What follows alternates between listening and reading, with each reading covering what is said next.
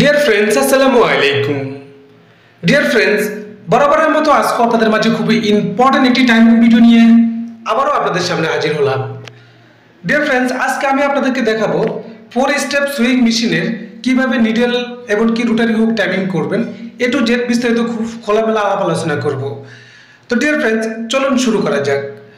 তো dear friends, আজকে আমি যে ভিডিওটি নিয়ে আপনাদের সামনে হাজির হলাম এটি হলো ব্রাদার Z8560A-431 এই মডেলের 4 স্টেজ সুইং মেশিনের কিভাবে নিডেল এবং রোটারি হুক টাইমিং করবেন।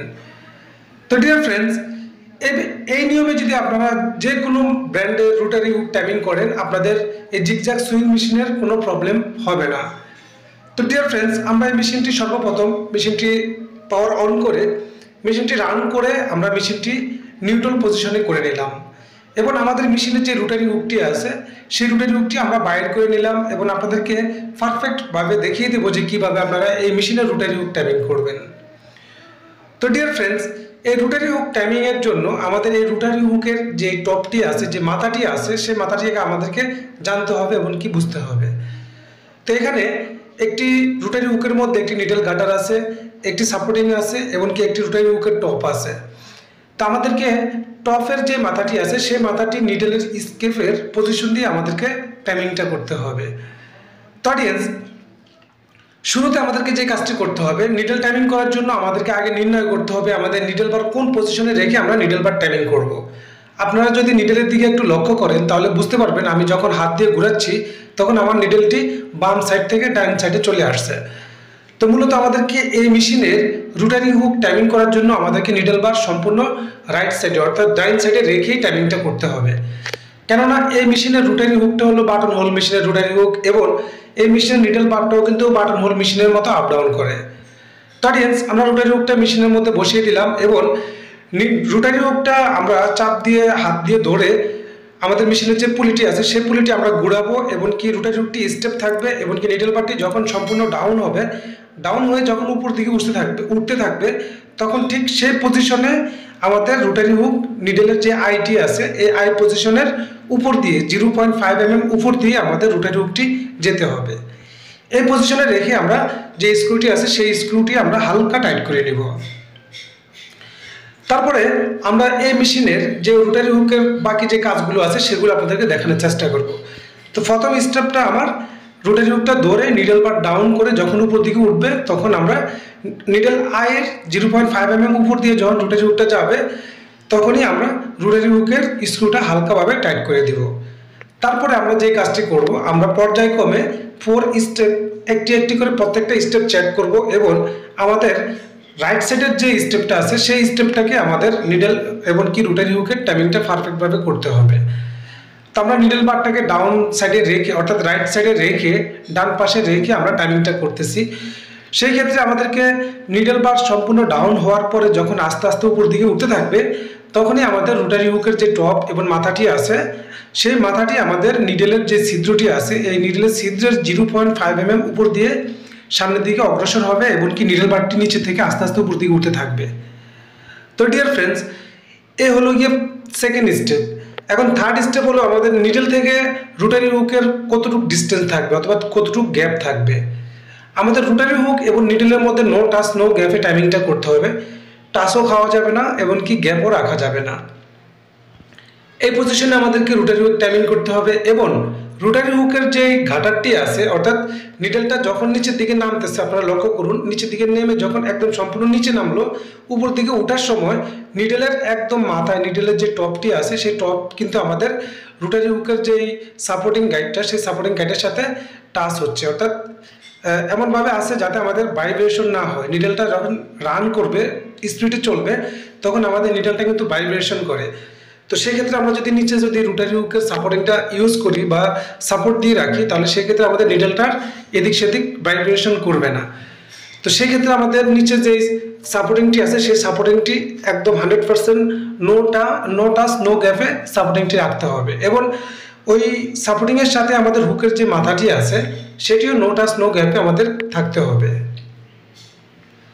তো ডিয়ার ফ্রেন্ডস, আমরা এখন আপনাদেরকে দেখাচ্ছি যে প্রত্যেকটা স্টেপ চেক করে করে আপনার নিডেলের দিকে একটু লক্ষ্য করলে বুঝতে পারবেন যে আমি যখন মেশিনটা হাত দিয়ে ঘুরাচ্ছি আমাদের নিডেল কিন্তু এক স্টেপ করে বাম থেকে ডানে আসতেছে, ডান থেকে বামে যাচ্ছে।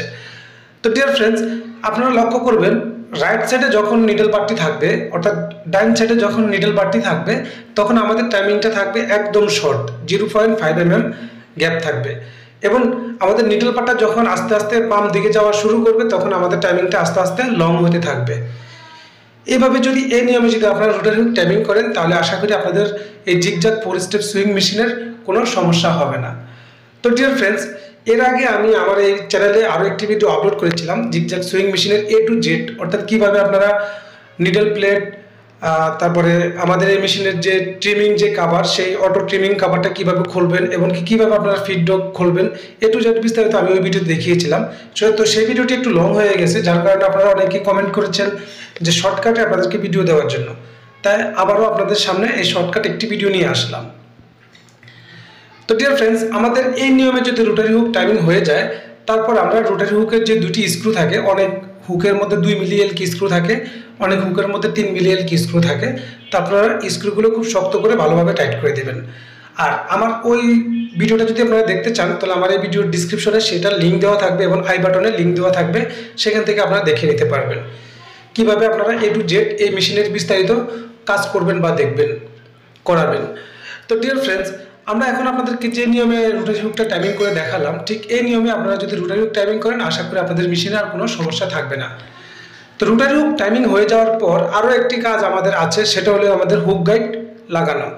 এখন হুক গাইডও কিন্তু আমাদের লাগানোর মধ্যে কিন্তু অনেক রকম ব্যবধান আছে, অনেক রকমভাবে হুক গাইড লাগায়। পারফেক্টভাবে আপনারা কীভাবে হুক গাইড লাগাবেন সেটাই আমি আপনাদেরকে দেখিয়ে দেবো। কেননা যদি হুক গাইড যদি পারফেক্টভাবে না লাগান, তাহলে সেক্ষেত্রে আপনাদের মেশিনের হুকের মধ্যে কিন্তু সুতা জড়ানোর সম্ভাবনা থাকে। তখন সেই ক্ষেত্রে এই মেশিনের হুকের পার্টের মধ্যে যদি সুতা জড়ায়, তাহলে আমাদের অনেকটা সমস্যা হয়ে যায়। এই জন্য আমাদেরকে হুক গাইড পারফেক্টভাবে লাগাতে হবে। তো আমি হুক গাইডের স্ক্রুটা লুজ করে নিলাম এবং হুক গাইডটা আমি এমনভাবে রাখবো যাতে আমাদের রোটারি হুকের যেই বাডিটি আছে গোল্ডেন কালার, এই বাডিটি যাতে আমাদের বেশি একটা শক্ত করে আটকিয়ে না রাখে, আবার বেশি আবার লুজ করে ছুটে না যায়, সেদিকেও আমাদেরকে খেয়াল রাখতে হবে। আপনারা দেখতে পাচ্ছেন যে আমি ফিঙ্গারটা এবং যে রোটারি হুকের যে বাটিটা আছে এমনভাবে রাখলাম যাতে আমাদের রোটারি মেশিনটা চলা অবস্থায় আমাদের বাটিটা শক্ত করে ধরে রাখে। এমনকি আমি হুক গাইডটা এমনভাবে রাখলাম যাতে আমাদের রোটারি হুকের বাটিটা যাতে পিছন দিকে চলে না যায়, এই পজিশনে আমাদেরকে রাখতে হবে। তো সব ঠিকঠাক হয়ে গেলে আমরা আমাদের মেশিনের সুতা লাগিয়ে আপনাদেরকে সেলাই করে দেখাবো, রান করে। তো অডিয়েন্স, আপনারা দেখতে পাচ্ছেন যে আমাদের এই মেশিনের খুব সুন্দরভাবে সেলাই হচ্ছে। আমরা সিঙ্গেল এবং ডাবলভাবে সেলাই করে আপনাদেরকে দেখাবো। তো অডিয়েন্স, আমার এই চ্যানেলে আপনাদের জন্য অনেক ধরনের ভিডিও আছে। আপনারা চাইলে ফ্ল্যাট লক, ফ্ল্যাট সিমার, ওভারলক, যে কোনো ব্র্যান্ডের যে কোনো টাইপের মেশিন আপনারা আমার চ্যানেলে প্লেলিস্টে আপনারা পেয়ে যাবেন। সেখান থেকে আপনারা আপনাদের মন মতো আপনারা ভিডিও দেখে নিতে পারবেন। তো ডিয়ার ফ্রেন্ডস, এই জিগজ্যাগ 4 স্টেপ সুইং মেশিনের যদি প্রোগ্রাম ভিডিও প্রয়োজন হয়, তাহলে আমার এই ভিডিওর নিচে কমেন্ট বক্সে কমেন্ট করে দিবেন। আমি আপনাদেরকে নেক্সট টাইম একটি প্রোগ্রাম ভিডিও আপলোড করব যে আপনারা কীভাবে এই 2 স্টেপ, 1 স্টেপ, 3 স্টেপ এবং 4 স্টেপ আপনারা সেট আপ করবেন, এমনকি কীভাবে লেন্থ মোটা এবং চিকন করবেন, এবং কীভাবে আপনারা স্টিচটা পাতলা এবং ঘন করবেন। A to Z বিস্তারিত নিয়ে আপনাদের সামনে আরও একটি প্রোগ্রামিং ভিডিও নিয়ে আসবো, যদি আপনারা কমেন্টের মাধ্যমে জানিয়ে দেন। তো ডিয়ার ফ্রেন্ডস, আজকাল কথা বাড়াবো না। আমার এই ভিডিওটি যদি আপনাদের কাছে ভালো লেগে থাকে, তাহলে অবশ্যই একটি লাইক করে দিবেন এবং আপনাদের যে কোনো মতামত আমার এই ভিডিওর নিচে কমেন্ট বক্সে কমেন্ট করে দিবেন। এবং আপনি যদি আমার চ্যানেলে নতুন হয়ে থাকেন, তাহলে অবশ্যই আমার চ্যানেলটি সাবস্ক্রাইব করে রাখবেন এবং পাশে থাকা ঘন্টা এবং বেলটি বাজিয়ে রাখবেন এই ধরনের নিত্য নতুন ভিডিও নেক্সট টাইম পাওয়ার জন্য। আজকে পর্যন্তই, দেখা করবো পরবর্তী কোনো এক ভিডিও নিয়ে। সে পর্যন্ত আপনারা সকলে ভালো থাকুন, সুস্থ থাকুন, এই কামনায় আজকের মতো বিদায়। আল্লাহ।